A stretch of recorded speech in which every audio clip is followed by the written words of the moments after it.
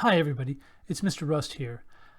I thought I would help you out by leading you through a long essay question, or LEQ, from the AP US History College Board exam on slavery in the Civil War. And by doing so, show you some tricks and tips, strategies and tactics on how to approach this type of an exercise. Because you don't have a lot of time, and you don't have as much to support you as you would if this were a document-based question.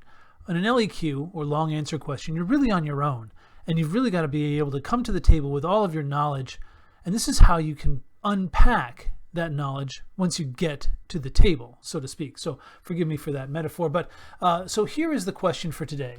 It says, in your response, you will be assessed on the following. Respond to the prompt with a historically defensible thesis or claim that establishes a line of reasoning.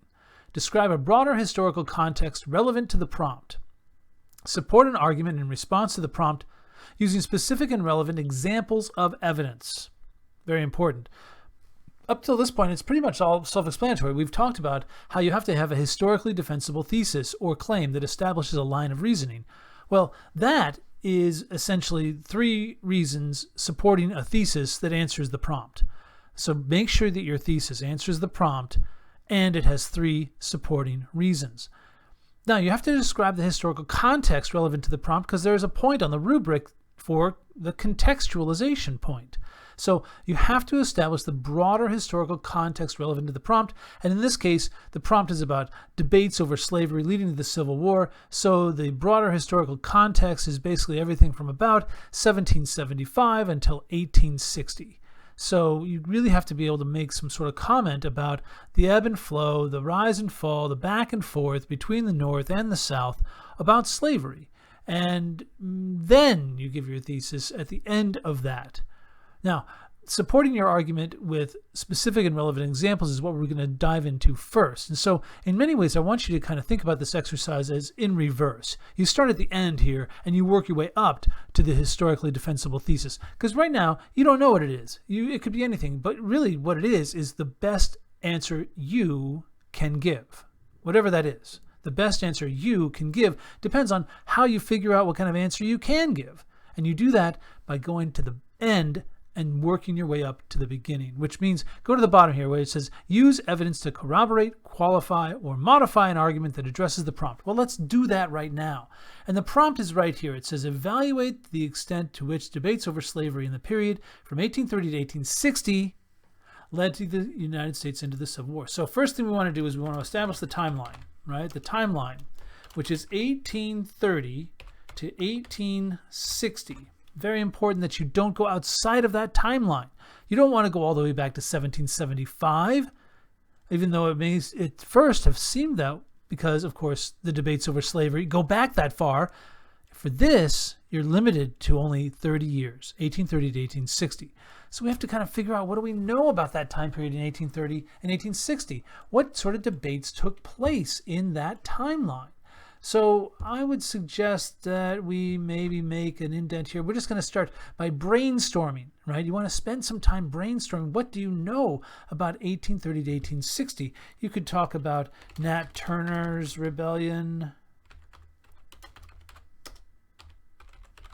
You could talk about the Missouri. Well, the Missouri Compromise is a little bit before that. So you might talk about the Mexican-American War, which had within it debates about slavery. Of course, there's the Texas Rebellion, and there's also California statehood. And with California statehood, you know you have the Compromise of 1850. But with the Compromise of 1850, you get the Fugitive Slave Law. See how this works? By laying this stuff out, things get connected in your mind and you can add them onto your list. And then once you're done, you look back at your list and you say, what do I feel most comfortable and most confident about writing about? Well, with the Fugitive Slave Law, you know you get things like Dred Scott, the Dred Scott decision.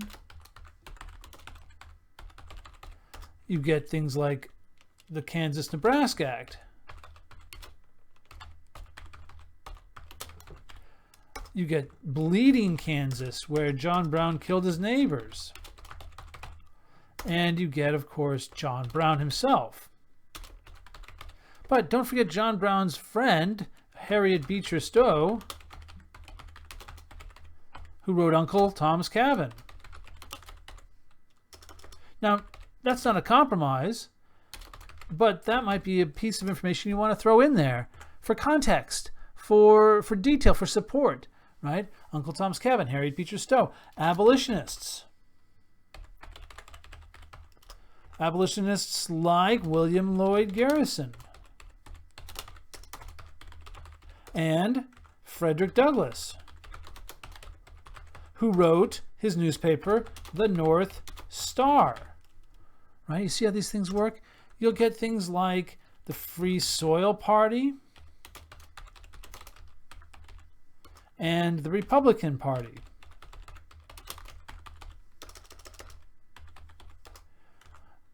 And speaking of the Republican Party, the most famous Republican of all time, of course, Abraham Lincoln.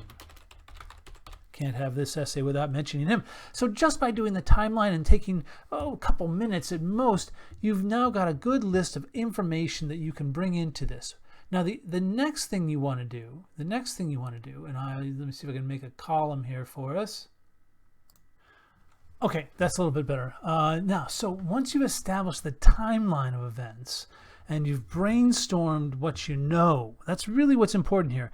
You have to write about what you know, and so you have to figure out what that is based upon the timeline, and a brainstorming session shouldn't take more than a couple minutes. But now you have to figure out if you're going to do what your historical reasoning will be.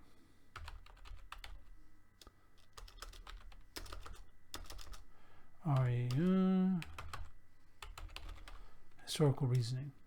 So is your historical reasoning going to be, cause and effect? Is it going to be comparison?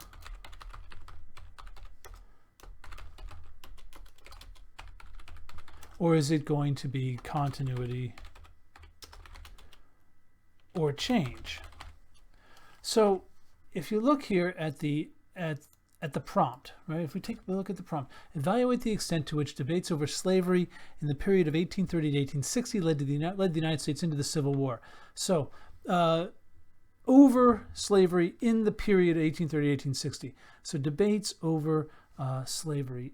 Is that comparison? I don't think so. They're not comparing two things. Is it cause and effect? Sounds like it, actually. Is it continuity or change? I think it's actually closer to cause and effect.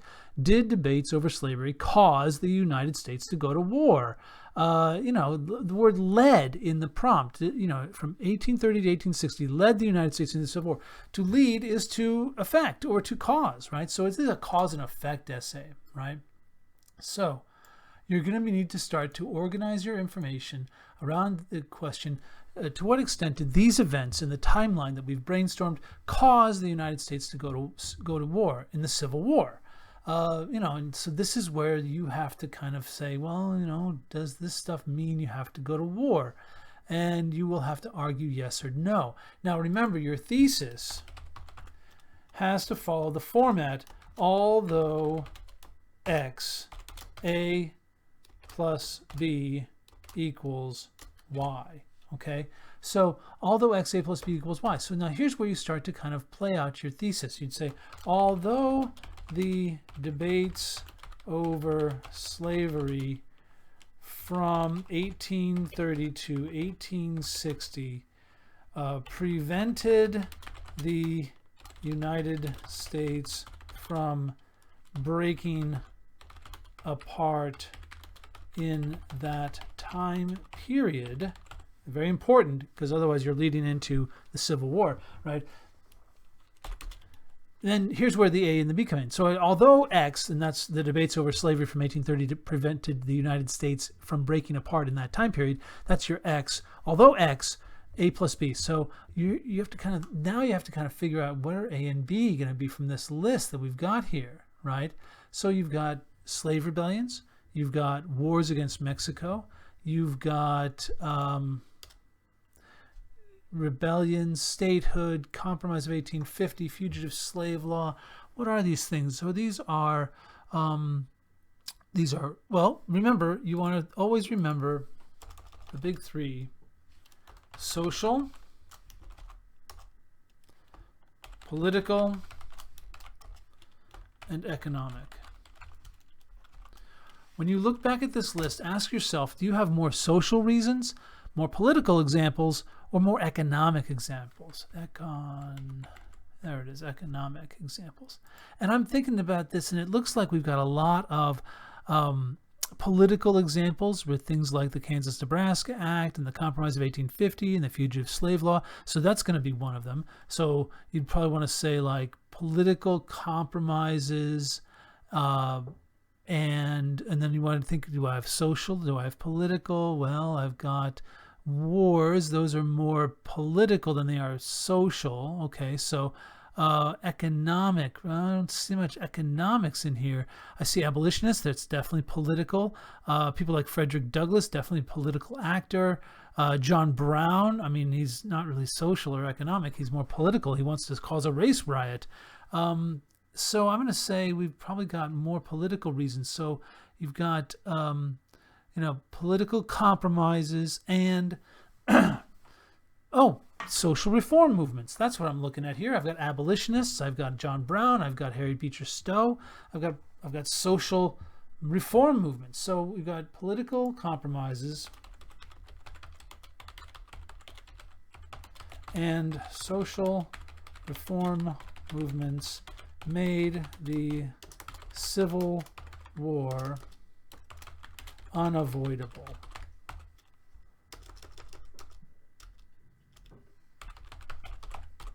So there it is. So there we go. And that's what you have to be able to practice. You have to be able to practice doing that. What do I see? How do they fit into the historical reasoning? How do they fit into social, political, and economic? And then how can I play around with that to make a good thesis, right? Although x, a plus b equals y. So here, although x is this first part, and I'll highlight that for you in yellow, right? Although x, a is the political compromises, and that's going to be in blue. And social reform movements, that's B, and that's going to be in green, right? Made the Civil War unavoidable. Well, making the Civil War unavoidable is your Y, and so let's make that red, okay? So you can see although x, a plus b equals y, not plus y, equals y. Equals y. There it is. There is our thesis. So, and that's how you would prepare for this. And then the rest of it is just writing it in the 5-paragraph essay format that we've already practiced. So I hope that this helps you to better understand it. And we're going to be practicing this more in class so that you can do this quickly, because you only have 45 minutes to write this sucker from start to finish. And hopefully you'll be able to do that before next May. So good job, guys.